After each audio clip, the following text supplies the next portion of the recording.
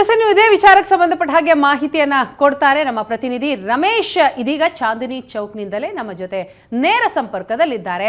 ರಮೇಶ್, ನಾವು ಗಮನಿಸ್ತಾ ಇದ್ದೀವಿ ಕೆರಗೋಡು ಹನುಮ ಧ್ವಜ ದಂಗಲ್ನ ಬಳಿಕ ಈಗ ಪೊಲೀಸರು ಕೂಡ ಅಲರ್ಟ್ ಆಗಿದ್ದಾರೆ. ಚಾಂದಿನಿ ಚೌಕ್ನಲ್ಲಿದ್ದಂತಹ ಹಸಿರು ಬಾವುಟವನ್ನ ತೆರವು ಮಾಡಿ ಅಲ್ಲಿ ರಾಷ್ಟ್ರ ಧ್ವಜವನ್ನ ಅಳವಡಿಸಿರುವಂಥದ್ದು, ಇದೆಲ್ಲವೂ ಕೂಡ ಮಂಡ್ಯದ ಇಂಪ್ಯಾಕ್ಟ್ ಒಂದು ಕಡೆ. ಜೊತೆಗೆ ಅಲ್ಲಿನ ಸ್ಥಳೀಯರು ಈ ಘಟನೆಗೆ ಏನು ಹೇಳ್ತಾ ಇದ್ದಾರೆ?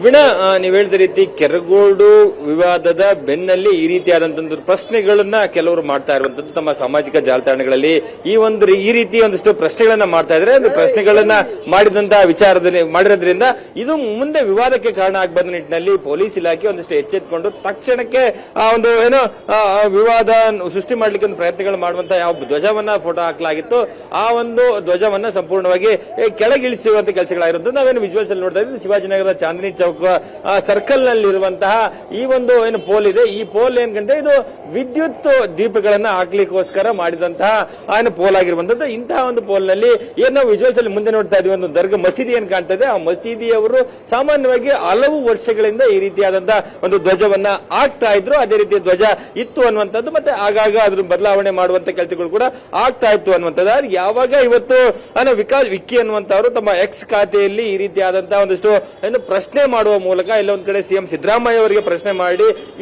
ಇದು ಯಾರಿಗೆ ಯಾವ ಧರ್ಮಕ್ಕೆ ಸೇರಿದ್ದು, ಯಾರಿಗೆ ಸೇರಿದ್ದು, ಇದನ್ನ ನೀವು ಯಾಕೆ ತೆಗಿಸ್ಲಿಕ್ಕೆ ಸಾಧ್ಯ ಆಗುತ್ತಾ, ಈ ರೀತಿ ಪ್ರಶ್ನೆಗಳನ್ನ ಹಾಕಿದ್ರಿಂದ ಪೊಲೀಸರು ತಕ್ಷಣಕ್ಕೆ ಎಚ್ಚೆತ್ತುಕೊಂಡ್ರು. ಅದರಲ್ಲಿ ಶಿವಾಜಿನಗರ ಇನ್ಸ್ಪೆಕ್ಟರ್ ನಾಗರಾಜ್ ಅವರು ಮತ್ತೆ pressure down sub division ACP ಆದಂತಹ ಗೀತಾ ಅವರು ಕೂಡ ತಕ್ಷಣಕ್ಕೆ ಬಂದು ಇದನ್ನ ತೆಗಿಸುವಂತ ಕೆಲಸಗಳನ್ನ ಮಾಡಿದ್ರು. ಮತ್ತೆ ಜೊತೆಗೆ ಈ ಒಂದು ದರ್ಗಾದ ಸಿಬ್ಬಂದಿ ಅವರಿಗೆ ಒಂದಷ್ಟು ಮಾಹಿತಿಯನ್ನ ಸೂಚನೆಯನ್ನ ಕೊಡ್ತಾರೆ. ಇದನ್ನ ತಕ್ಷಣಕ್ಕೆ ತಗ್ಸಿ ಈಗಲೇ ಒಂದ್ ಕಡೆ ಒಂದು ವಿವಾದ ಆಗುವಂತ ಒಂದಿಷ್ಟು ಆಗ್ತಾ ಇರುವಂತಹ ಇದನ್ನ ತೆಗಿಬೇಕು ಅಂತ ಹೇಳಿ ಅವರಿಗೆ ಸೂಚನೆ ಕೊಡ್ತಾರೆ. ಅವರ ಸೂಚನೆ, ಪೊಲೀಸರ ಸೂಚನೆಯ ಮೇರೆಗೆ ಆ ದರ್ಗಾ ಸಿಬ್ಬಂದಿಯವರು ಸುಮಾರು 2 ಗಂಟೆ ಮಧ್ಯಾಹ್ನ 2 ಗಂಟೆ ಸುಮಾರು ಇದನ್ನ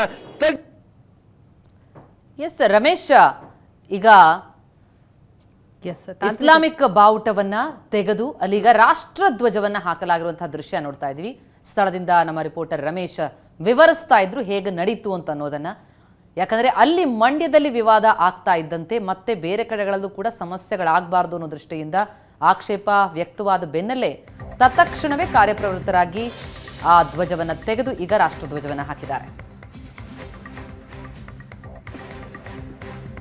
ಶಿವಾಜಿನಗರದ ಚಾಂದಿನಿ ಚೌಕ್ನ ಹೈಮಾಸ್ಟ್ ವಿದ್ಯುತ್ ಕಂಬ ಏನಿದೆ, ಆ ಕಂಬಕ್ಕೆ ಮೊದಲು ಹಸಿರು ಬಾವುಟವನ್ನ ಅಳವಡಿಸಿದ್ರು ಅಲ್ಲಿನ ಸ್ಥಳೀಯರು.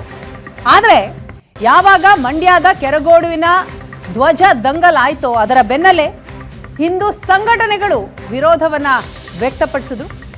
ಈ ಬಗ್ಗೆ ಇನ್ನಷ್ಟು ಡೀಟೇಲ್ಸ್ ಕೊಡೋದಕ್ಕೆ ಮತ್ತೆ ನಮ್ಮ ರಿಪೋರ್ಟರ್ ರಮೇಶ್ ಈಗ ನೇರ ಸಂಪರ್ಕದಲ್ಲಿದ್ದಾರೆ. ರಮೇಶ್, ತಾವು ವಿವರಿಸ್ತಾ ಇದ್ರಿ ಯಾವ ರೀತಿ ಅಲ್ಲಿ ಹಸಿರು ಧ್ವಜವನ್ನ ತೆಗೆದು ಈಗ ಮತ್ತೆ ಅಲ್ಲಿ ಭಾರತದ ರಾಷ್ಟ್ರೀಯ ಧ್ವಜವನ್ನ ಹಾಕಲಾಗಿದೆ ಅಂತ. ಆದ್ರೆ ಹಸಿರು ಧ್ವಜವನ್ನ ತೆಗೆದ್ರು ಆಕ್ಷೇಪ ವ್ಯಕ್ತವಾಯಿತು. ಓಕೆ, ಎಲ್ಲೆಂದ್ರಲ್ಲಿ ಹೀಗೆ ನಾವು ನಮ್ಮ ಭಾರತದ ಧ್ವಜವನ್ನ ಹಾಕಬಹುದಾ? ಜೊತೆಗೆ ಅದನ್ನು ಕಾಪಾಡೋದು ಕೂಡ ಬಹಳ ಪ್ರಮುಖ ಆಗತ್ತೆ, ಅದಕ್ಕೊಂದು ರೀತಿ ನೀತಿ ಅಂತಿರುತ್ತೆ. ಅಲ್ಲಿ ಎಲ್ಲೂ ವಿರೋಧ ವ್ಯಕ್ತ ಆಗಬಾರ್ದು ಅಂತ ಅದನ್ನ ತೆಗೆದಿದ್ದು ಓಕೆ, ಹಾಕುವಾಗ ಅಲ್ಲಿ ಭಾರತ ಧ್ವಜವನ್ನ ಹಾಕಿರುವಂಥದ್ದು, ಈ ಕ್ರಮದ ಬಗ್ಗೆ ಏನು ಮಾತುಗಳು ಕೇಳಿ ಬರ್ತಾ ಇದೆ ಅಂತ? ಖಂಡಿತ ವೀಣಾ, ಆ ಒಂದು ವಿಚಾರ ಈಗ ಒಂದು ಚರ್ಚೆಗೆ ಗ್ರಾಸ ಆಗ್ತಾ ಇರುವಂತದ್ದು. ಒಂದ್ ವೇಳೆ ಅಲ್ಲಿ ಇದ್ದಂತ ಹಸಿರು ಬಾವುಟ ಏನಿತ್ತು ಅದು ಒಂದಿಷ್ಟು ಪ್ರಶ್ನೆಯನ್ನ ಎತ್ತಲಾಯಿತು. ಕೆಲವರು ತಮ್ಮ ಎಕ್ಸ್ ಖಾತೆಯಲ್ಲಿ ಈ ಒಂದು ಬಾವುಟವನ್ನ ಹಾಕಿಸಿದವರು ಯಾರು ಇದನ್ನ ತಗ್ಗಿಸಬೇಕು ಅನ್ನುವಂತ ನಿಟ್ಟಿನಲ್ಲಿ ಏನು ಸಿಎಂ ಸಿದ್ದರಾಮಯ್ಯ ಅವರ ಹೆಸರನ್ನ ಹಾಕಿ ಅದನ್ನ ಏನು ಕ್ವಶನ್ ಮಾಡಲಾಗಿತ್ತು. ತಕ್ಷಣಕ್ಕೆ ಪೊಲೀಸ್ ಅಲ್ಲಿ ಒಂದ್ ಕಡೆ ಒಂದು ಎಚ್ಚರಿಕೆ ನಡೆಯುವ ಮೂಲಕ ತಕ್ಷಣಕ್ಕೆ ಬಂದು ಯಾರು ಹಾಕಿದ್ರು ದರ್ಗಾ ಸಿಬ್ಬಂದಿ ಅವರ ಮೂಲಕ ಅದನ್ನ ತಗ್ಗಿಸುವಂತ ಕೆಲಸಗಳಾಯ್ತು ಅನ್ನುವಂಥದ್ದು. ಮತ್ತೆ ಜೊತೆಗೆ ಅಲ್ಲಿ ಸುಮಾರು ಒಂದು ಆ ದರ್ಗಾದ ಕೆಲವರು ಹೇಳೋ ಪ್ರಕಾರ 30-40 ವರ್ಷದಿಂದ ಅಲ್ಲಿ ಇತ್ತು ಅನ್ನುವಂಥದ್ದು. ಅದನ್ನು ತಗ್ಗಿಸಿದ ತಕ್ಷಣಕ್ಕೆ ಎಲೆಕ್ಟ್ರಿಸಿಟಿ ಡಿಪಾರ್ಟ್ಮೆಂಟ್ ನವ್ರನ್ನ ಕರೆಸಿ ಅದನ್ನು ತಗ್ಗಿಸುವಂತ ಕೆಲಸಗಳಾಯ್ತು. ತಗ್ಗಿಸಿ ಇಮಿಡಿಯೇಟ್ ತ್ರಿವರ್ಣ ಧ್ವಜವನ್ನ ಆರಿಸಿದ್ದಾರೆ. ಅಂದ್ರೆ ತ್ರಿವರ್ಣ ಧ್ವಜವನ್ನ ಆರಿಸಲಿಕ್ಕೆ ಹೇಗೆ ಅಂದ್ರೆ ಅದಕ್ಕೆ ಒಂದಷ್ಟು ಕೋಡ್ ಆಫ್ ಕಾಂಡಕ್ಟ್ ಗಳು ಇಲ್ವಾ ಅನ್ನುವಂಥದ್ದು, ಅಂದ್ರೆ ಅದಕ್ಕೆ ಸಂಹಿತೆಗಳಿದೆ. ಅಂದ್ರೆ ಯಾವ ಸಂದರ್ಭದಲ್ಲಿ ಯಾವ ಸಮಯದಲ್ಲಿ ಎಲ್ಲಿ ಯಾವ ರೀತಿ ತ್ರಿವರ್ಣ ಧ್ವಜವನ್ನು ಆರಿಸಬೇಕು ಅನ್ನುವಂಥದ್ದು ಕೂಡ ಇರುವಂತದ್ದು. ಆದ್ರೆ ಅದನ್ನೆಲ್ಲ ಒಂದ್ ಕಡೆ ಉಲ್ಲಂಘನೆ ಮಾಡಿ ಇಲ್ಲಿ ಆರಿಸಲಾಯ್ತಾ ಅನ್ನುವಂಥದ್ದು ಕೂಡ ಒಂದಷ್ಟು ಪ್ರಶ್ನೆಗಳಿರುವಂತದ್ದು. ಅಂದ್ರೆ ಆ ಧ್ವಜವನ್ನ ತೆಗೆದಂತ ಇಕ್ಬಾಲ್ ಅವರು ನಮ್ಮ ಜೊತೆ ಇದ್ದಾರೆ. ಅಂದ್ರೆ ಇವರಿಗೆ ಪೊಲೀಸರು ಬಂದು ಸೂಚನೆ ಕೊಡ್ತಾರೆ ತಕ್ಷಣಕ್ಕೆ ತೆಗಿಸ್ಬೇಕಂತೇಳಿ ಅವ್ರ ಮಾತಾಡ್ಸೋಣ. ಸರ್, ಪೊಲೀಸರು ಬಂದು ಏನು ಹೇಳಿದ್ರು, ಆಕ್ಚುಲಿ ಯಾಕೆ ಇದನ್ನ ತೆಗಿಬೇಕು ಅಂತ ಹೇಳಿದ್ದು?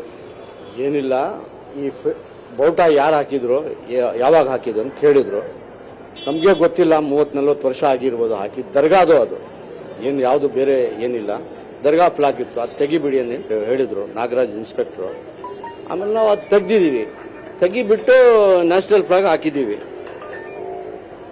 ಈಗ ಒಂದು ಅಲ್ಲಿನ ವಿವಾದ ಏನು ಸೃಷ್ಟಿ ಆಗ್ಲಿಕ್ಕೆ ಶುರುವಾಗಿತ್ತು ಅಂದ್ರೆ ಹಸಿರು ಬಾವುಟ ತೆಗೆಸಿದ್ದಾರೆ. ಆದ್ರೆ ರಾಷ್ಟ್ರ ಧ್ವಜವನ್ನ ಎಲ್ಲಿ ಬೇಕಂದ್ರಲ್ಲಿ ಹಾಕ್ಲಿಕ್ಕೆ ಸಾಧ್ಯತೆಗಳಿದೆಯಾ?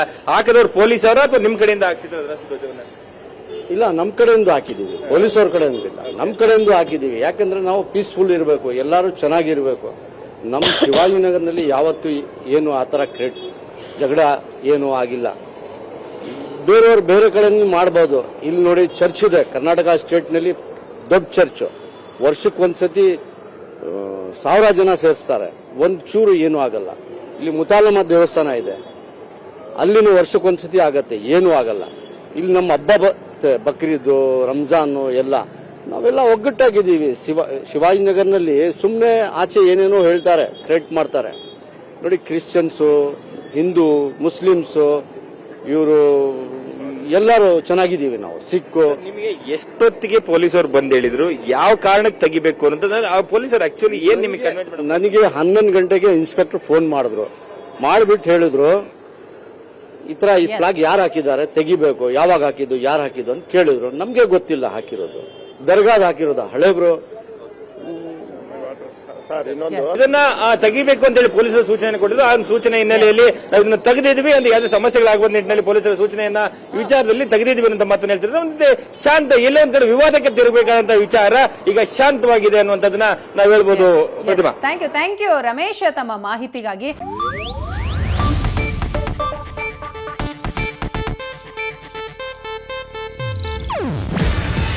ಇದು ಏಷ್ಯಾನೆಟ್ ನ್ಯೂಸ್ ನೆಟ್ವರ್ಕ್ ಪ್ರಸ್ತುತಿ. ನೀವು ನೋಡ್ತಿದ್ದೀರಾ ಏಷ್ಯಾನೆಟ್ ಸುವರ್ಣ ನ್ಯೂಸ್.